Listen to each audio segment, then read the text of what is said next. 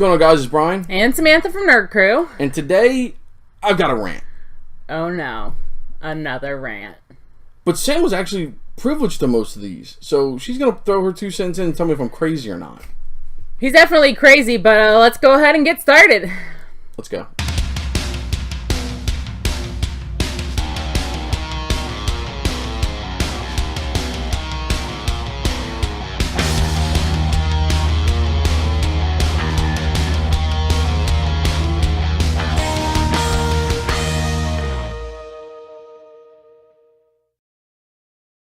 Alright guys, so today I've got a couple of things that I want to get off my chest. And I want to know if I'm out of line, so that's why we have our mediator here. She's going to tell me. And of course, down in the comments, drop it if I'm an absolute crazy person. So, I'd say probably 2 or 3 months ago. Is that about right? So we went to GameStop, and we were just kind of, like we always do, tearing apart the wall. Because, you know, we just want to see what's there. Because at GameStop, they just throw all this stuff on the shelf, and people move them around, and this, that, and the other. And the guy's name badge said he was an assistant manager. Said, hey, if you're looking for chases or exclusives, there are none. So not necessarily looking for chases or exclusives, just trying to see what's available. Yeah, what you got here? He goes, oh, well, I buy all the exclusives and the chases and put them in my car if you want to buy a few off of me. Excuse me? So he openly admitted that he buys chases and exclusives with his discount and sells them out of his car in the parking lot to patrons that want to buy them. Yeah. It was pretty shady. That to me was really messed up. So me, being me, I called GameStop's, customer service hotline. I asked to speak with a supervisor, whatever. I gave the store number, I gave the guy's name, and I said, hey, this guy admitted that he buys things for a discount, sells them on eBay and out of his car. Is there anything to be done about this? Because, I mean, me being, someone wants to go there and spend money, he's not allowing me to spend money because he wants money to go in his pocket and not GameStop's pocket. Right. And they, in so many words, told me, there's nothing we can do about it. I said, wait, there's nothing you can do about it. There's no policy against this or anything. No, there's nothing we can really do about it. There's no way to really enforce it. So, and in so many words, well, actually, he flat out told me, go to a different GameStop from now on. So we do. The GameStop is literally, I think, a mile away. We go to a GameStop that's 4 miles away instead now because of that. Like, we don't go, I take that back. I pre-ordered Pops from there because it's close to my house. And I know he's not going to be able to take them. Mm-hmm. So. And we only usually pre-order things that don't have a chase. Yeah. If we're going to pre-order something with a chase, we have another GameStop we go to because we've gotten 2 chases. The manager there has a rule, and he told us what the rule is. He said, if you pre-order something that has a chase, and it comes with a chase, you have first dibs. Basically, calls you, says, hey, your stuff's here, come get it. First come, first serve for the chase. Mm-hmm. So basically, it's a race. Yeah, out of the pre-orders. Yeah. And I think that's the way to go if they do get one. Not a employee buying it and selling out of his car. Yeah. That's total BS to me. Because, I understand people that work in the business, they do it, and I understand that. Just don't tell me you do it. Right, just lie to me. Just lie to me. Right. Don't tell me you do it and offer to sell it to me out in the parking lot for an absorbent amount. No, just keep selling it on Mercari or eBay where you're anonymous. Yeah, right, where you're not. Don't admit it to my face, and now I just don't go there. Right. So, that's just shady to me, and I was really, really pissed. Yeah. So, speaking of all that, so we've been to a lot of comic shops, would you say?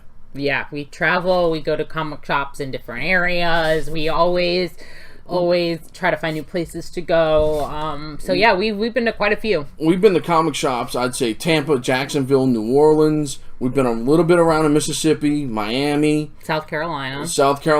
We went to Animal Funko. Yeah, when we saw Animal Funko, we went to the comic shop there, and I have noticed a trend. They get Pops. When they first get them, they mark them at a price. Yep. And I'd probably say most of them, they stay with the trends. Yeah. They evaluate their prices. Like, if a Pop hasn't sold in a month, They go back and look at it and say, okay, it's now worth $5 less than it was, so let me drop the price. Or now it's worth $20 more than it was, so let me raise the price. And that's the thing. That, like, if you, because we've, like I said, we've been to shops and gotten pops that are $10, $15 under. Now, mind you, when we do value, we look at Stash, we look at PPG, and we look at the last, I'd say, week's worth sold on eBay. Or Macari or wherever. Right. Now, that's on the higher ends, guys. Not $15, $20 pops. You know, we know it's going to be anywhere between $15 and $25. It's fine.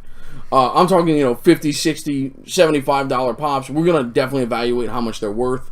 Now, when we see things that we're like, wait, I just saw that in another comic shop, and it was 1/3 the price. Right.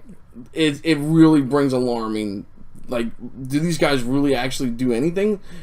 So, and this brings into mind, we went to a shop down in Miami, and I'm going to put the picture right here of this Chase Predator 8-bit pop, or 16-bit pop, was it 16-bit?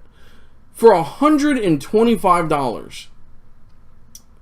Now, if you look on any website or any comic shop, now we've went to other comic shops, and the same exact pop is $45. Yep. 125 to 45, that's a big difference.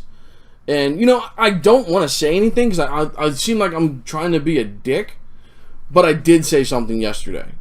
When I went to a certain comic shop, I'm not going to say where it was, in St. Pete, I saw this guy, the Fugitive Predator Gunmetal FYE exclusive Predator.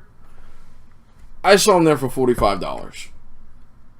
Now, if any of you all have watched my videos, you know I got this guy for, I think, $3. Yep. He's on FYE's clearance right now. You can go to the website and buy him, I think, for $9. Yep. With free shipping. So, and I asked him, I said, well, where, I said, I'm just asking, like, where do you get your prices from? Oh, I go by PPG. Now, mind you, we saw the same exact vendor at Spooky Empire in October, and the same pop was listed at $45 at his booth. So we're now, what, 4 months later? October, November, December, January, February. Let's just say it's March, because it's almost March. So 5 months later, he has not repriced this pop, and most of his pops in there are not repriced. Right. At all. And on PPG right now, this pop is worth $10. It was 8. 10. I think it was 8. 9? Okay. I think it was on like $8. $8 to $10, somewhere there. But to mark it up at $45, and the second I saw that, I was like, what else in this shop is really, really high priced? And of course, I went to the case. He had chases in there that are worth about $9 or $10 for $40 and $50. And I'm just like, wow. Like, do people really buy them? I don't know. That's what I want to know. I want to know if people actually buy a $10 pop for $40 just because of the chase sticker on it. Like, do you not do your homework? Right. It makes me wonder, are there people out there that literally walk in and go, oh, well, it's prices this, it must be worth that? Like, do people not know that there's, like, a secondary market in total that detects, like, the value, that you have to go and do your research to find out what other people are paying for it? And what, I mean, I understand that everything is only worth however much you want to pay for it. However much I want to pay for it, but I don't want to insanely overpay for something just because I want it when I can go literally on my phone and buy it. And that's the thing with Macari and eBay, and even Amazon has pops. Facebook Marketplace. Yeah. There's so many other pop shops also online that you can do your research and find pops. Because, like, hand me the T-bone right there. He had this guy for $50. $50. I got him for $20. Mm-hmm. I mean, I know he's valued a little bit higher than, I think it's like $30, $35. So I got a good deal on him. And that's, you know, that's good for me. But at the same time, I wouldn't have walked in there and seen a $50 price tag on him and not been like, oh, well, how much can I get him on Macari for? Everyone, you all do this. We all go to Best Buy, Walmart, and all these other places when you're shopping for just regular things. You'd be like, oh, what is it on Amazon for? Right. Oh, what's it on Walmart for? What can I get it at Best Buy for? Right, if you're buying a new TV, you're going to go look up to see who's got the best price on the TV because it's the same TV, so it's always better if I can get it for less money. For less money. And that's the same thing we do when we buy Pops. You have to do your homework. The only time that I feel that you can get away with marking things up like that to, like, unusually high prices is when it's things that don't come across very often. No. So like a metallic biggie, yeah, sure. If you have a metallic biggie in your shop, go ahead and mark it up $50 more than the value, because guess what? Most people don't get the chance to even to buy one. They don't go on sale very often, and very rarely are you going to be able to touch it before you buy it. You'd have to buy it online, worry about shipping and everything. So sure. Okay, now we do have a rule. If it's between $5 and $10 over or under or something like that, we know, one, business got to make that money. I totally understand. You got rent, you got to pay employees, you got to pay and taxes, two, blah, blah, blah. I can see exactly what condition that Pop is in, stating right in front of me. If I can get my hands on it and look at it, it's a mint condition, I'll pay $5 over. Yeah, that's worth $5 over, to me. $5, $10 over. That's fine with me, because you got to think about it. You also got to pay for shipping most of the time. Yeah. So that's $5. Yeah. And if I can put my hands on it, I'll pay an extra $5 for that. So $10, I'm cool with that. But $30 or $40, $20, $30, $40 over, I'm not going to do that when I can just order it online. Yeah. It's crazy. Like I said, the only way you get away with doing stuff like that is if it's something that just, like, never comes along. Like, yeah, and we did see a metallic biggie. Yeah. And he was actually at market price. Yeah. M actually is one of the rare shops that they weekly check their Pops to make sure that they're still right around the right price. Yeah, they're on trend, so. Because, I mean, if you saw our other video, we got Pops there for exactly what they were on stash. Or that $5 day. less. Or $5 less. I mean, the guy was looking on his phone going, oh, that's what's going on with stash, that's what I'll give it to you for. Mm-hmm. Cool. Yeah. So, that's my big irk, is that I feel like, and I understand it's going to take time to reprice stuff, but that's the business you're in. That's the business you're in. When you're in the collectibles business, you got to know that it's going to go like this. So when you first get that Pop and it's $90, 6 months down the road, and you still got it on your shelf for $90, it could very well be $150, but it could also be $20. Right. And here's the thing: is like, do you think they would take all that time to reprice it if it did go up?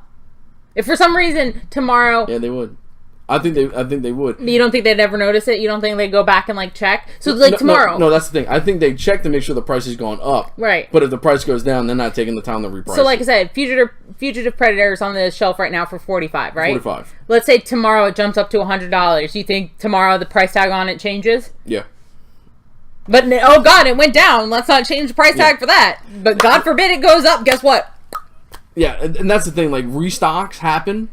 Like, we saw the Carnage, the Hot Topic Carnage restock. And, what is it, the Dragon restock? Mm-hmm. So, the price is going to go down. Yeah. So, that Dragon is like $50. It's going to probably drop to like $30.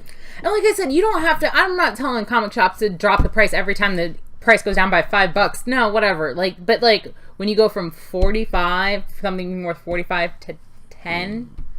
Yeah. It's time kind of reevaluate it, yeah. If it's dropped by $20, like, you might want to consider. Well, I mean, when we're comparing apples to apples, here he is. Okay, so we saw this guy at M's secondary store. He was $35. Yep.